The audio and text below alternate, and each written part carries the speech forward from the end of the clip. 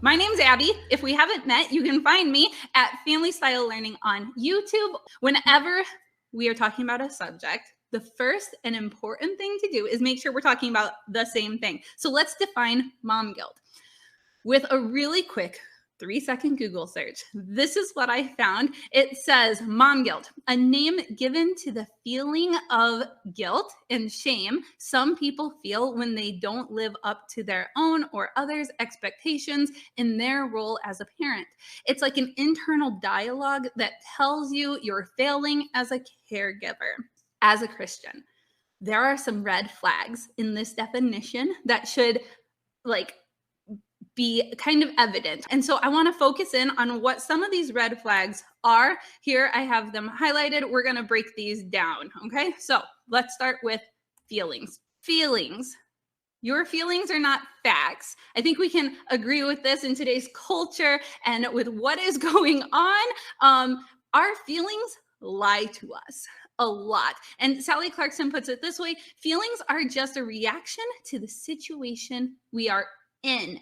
And so this is the momentary, right? And as Christian moms, we're not focused on the momentary. We're focused on the eternal kingdom perspective. And when we have that self-focus in the momentary, our feelings can take over. Our heart is deceptive above all things. Who can understand it, right? And so we need to be really careful when it comes to feelings and finding the truth that's behind those. Next, let's focus on the words their own and others' expectations. Their own and others. This is like the creator versus the created, right? We're looking to the wrong standards if we're looking to our own or others' expectations. Your expectations and your identity should never come from humans. Humans are sinners. We're failures, right? Like we mess up. Internal dialogue. It says it's like an internal dialogue that tells you you're failing as a caregiver. All right, moms. I don't think I actually have to spend much time on this because I think we are all masters of internal dialogue. If you want an example, I will share one later on in the Q&As of internal dialogue that's really dangerous. But look, it rarely ends well. And prayer is much more effective than looking at yourself in the mirror and talking the situation over and figuring out what all the troubles of the world are on your own. Mom guilt and shame.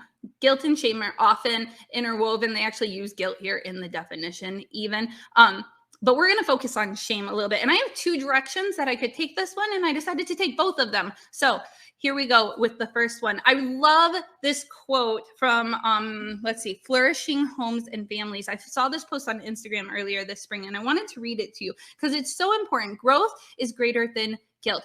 Grace, you guys. We're all learning. That is a good thing. You are going to mess up no matter what I say coming up, and the plans and the application I have for you here. We're going to mess up, and we have to remember that grace covers us, and we are examples to our children too, right?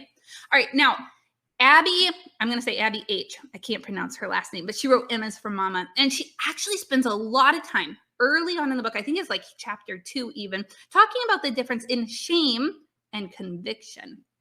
And so I'm going to highlight just a couple things here. Shame is unjustified. It is self-focused. It is holding you to the wrong standards. Let go of the shame stuff. Conviction, however, should not be ignored. It is righteous correction. It is by the Holy Spirit, and we need to work on that. And so while this is a harsh truth, this is something you might not want to hear, but that mom guilt that you feel might actually be conviction of something. And so we're going to talk about application of that. But correction of what? Okay, so it said, sorry, I messed up there. It's righteous correction, right? Correction in what? In what you were called to. Now, I don't know you, but you are here. So I can assume that you were called to be a homeschool parent. And so we're going to talk specifically about that calling. I have some other thoughts that I really do want to share with you and talk about, but I'm more interested now in hearing from you what your specific situations are, encouraging one another here on here. And I'm sure that some of my other things will come in as we are talking as well. So we will open it up for Q&A, and I would love to hear from you guys.